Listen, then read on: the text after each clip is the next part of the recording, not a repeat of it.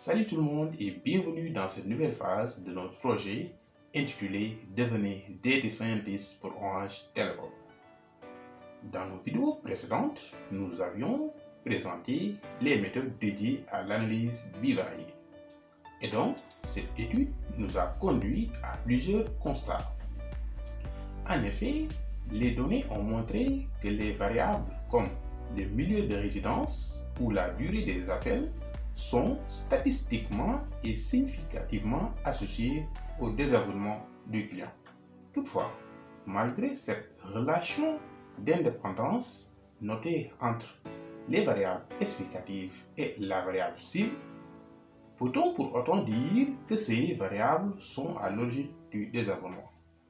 Ainsi, l'analyse multivariée constitue l'un des meilleurs outils pour répondre à cette question. Et donc, si vous êtes curieux de savoir comment l'analyse multivariée pourrait nous aider ici à étudier la notion de causalité sur nos variables, alors retrouvez-nous tout de suite dans notre environnement de travail qui est ici le logiciel R et son IDE RStudio. Let's go!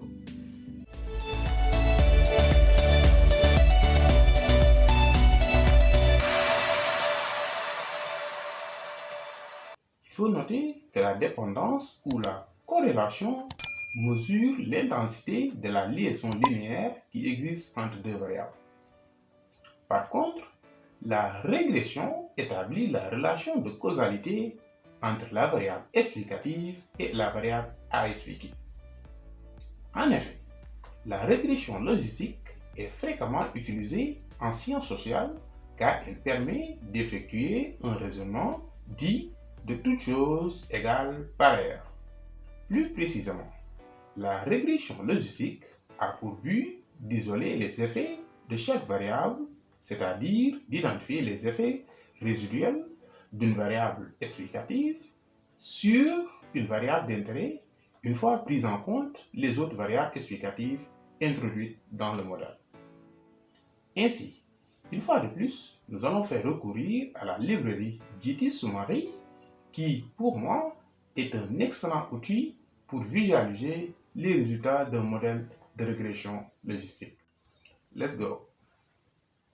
Salut tout le monde et nous revoilà dans notre environnement RStudio. Sans plus tarder, nous allons passer ici à l'analyse multivariée.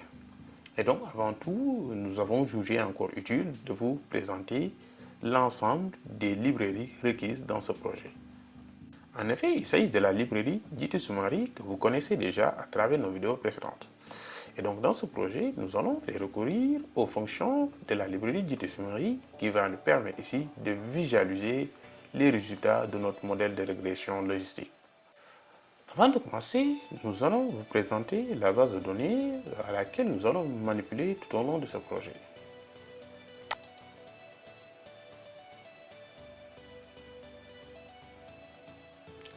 La voilà. Et donc, comme vous le savez déjà, il s'agit d'une base de données de 3300 et quelques observations et de 20 variables. Et donc, c'est une base de données qui a été labellisée. Si vous regardez bien, en dessous de chaque variable colonne, nous avons ici la labellisation des variables colonnes.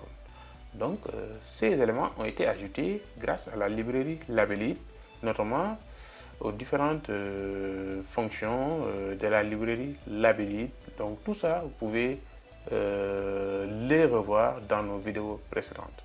Une fois que la base est labellisée, donc ça nous permettra donc de pouvoir faire appel à ces labels-là lorsqu'on va générer le modèle, autrement dit, lorsqu'on va utiliser la librairie GTSummary pour générer les résultats du modèle.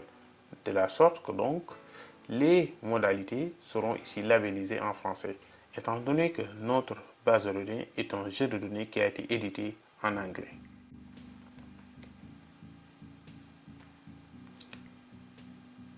Voilà. Et donc, comme on l'a expliqué dans l'introduction, l'un des meilleurs outils pour faire une analyse multivariée est ici d'utiliser une régression. Et donc, étant donné que notre variable cible est une variable binaire, donc dans cette étude, nous allons faire recourir au modèle de régression logistique. Et pour comprendre le fonctionnement de ce modèle, on a jugé utile de commencer à vous l'expliquer à travers ici un modèle de régression logistique simple. Et donc, lorsqu'on regarde ici, voici comment la régression simple est définie de base. Donc, il faut noter qu'en réalité, l'on ne modélise pas la fonction sigmoïde qui, de base, est la fonction de lien dans le cas d'une régression logistique. En réalité, dans une régression logistique, l'on modélise la fonction logite. En réalité, la fonction logite n'est rien d'autre que la fonction inverse de la fonction sigmoïde qui est ici la fonction de base dans le cas d'une régression logistique. Et donc, cette transformation va nous permettre ici de pouvoir se retrouver avec ce qu'on appelle ici la relation linéaire entre la variable explicative qui ici est définie à travers une probabilité car étant une variable binaire qui prend deux valeurs 0 ou 1.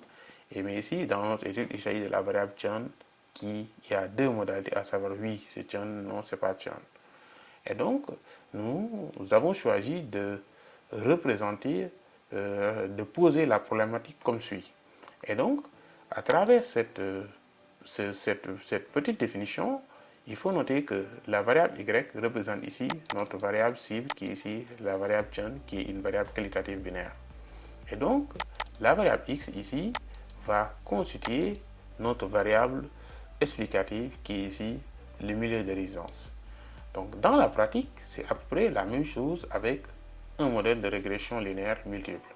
Mais seulement, on utilise la fonction GLM plus l'option family qui va nous permettre ici de définir la fonction lien et ce dont on vous parlait tout à l'heure. Et donc, à travers ceci, donc, ça va nous permettre donc, de pouvoir définir un modèle de régression. À présent, nous allons passer à l'estimation de notre modèle. Et pour cela, nous allons utiliser la fonction GLM étant donné que nous voulons effectuer une régression logistique. Et dans le cas de R, la fonction GLM va nous permettre de pouvoir définir notre modèle. Et donc, dans la fonction, on lui donne en argument la variable cible qui est ici la variable churn. Et ici, on choisit de donner au modèle l'ensemble de nos variables explicatives. Donc, au départ, on lui donne l'ensemble de nos variables explicatives. Et là, on définit la fonction de lien qui est ici la fonction qui est ici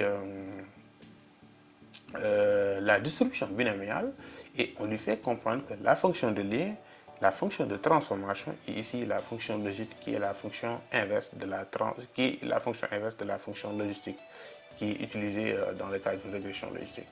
Et après, nous lui spécifions que donc notre jeu de données, ce n'est rien d'autre que Data Telecom que vous connaissez certainement. Et donc, nous allons exécuter notre modèle pour la première fois et donc afficher les résultats afin de voir les premières tendances. Et donc, le modèle est exécuté sans crainte et donc, nous allons l'afficher.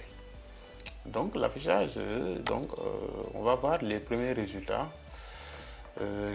à l'issue de notre estimation. Et donc, comme vous pouvez le voir ici, donc le modèle il s'agit d'une régression logistique et donc on fait appel à la fonction GLM et donc ce qu'on obtient ici en résultat, ce sont les coefficients qui ont été estimés. Et donc cette première variable ici nous indique qu'il s'agit ici des estimations, autrement dit, il s'agit donc du coefficient bêta que l'on a traduit ici à travers notre schéma de départ. Et donc ici, il faut noter que le A ici représente ce qu'on appelle le biais du modèle. Et donc, c'est ce qu'on a ici à travers le paramètre qu'on appelle ici intercept, qui est le biais du modèle qui permet ici d'avoir un aspect, qui permet d'avoir ici un aspect aléatoire du modèle. Voilà. Et donc ici, on a l'intercept qui joue le rôle ici du biais du modèle qui n'est rien d'autre que ce paramètre A. Voilà. Et donc, ce qu'on a ici,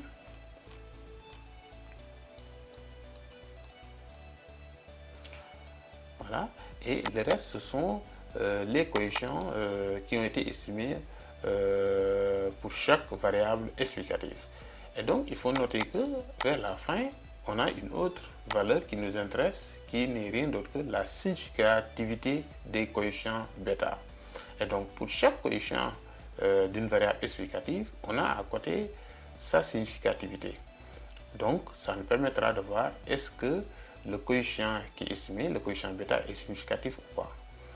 Et donc, essayons maintenant de donner un sens à ce résultat, essayons de comprendre à peu près ce résultat. Et donc, qu'est-ce qu'on a?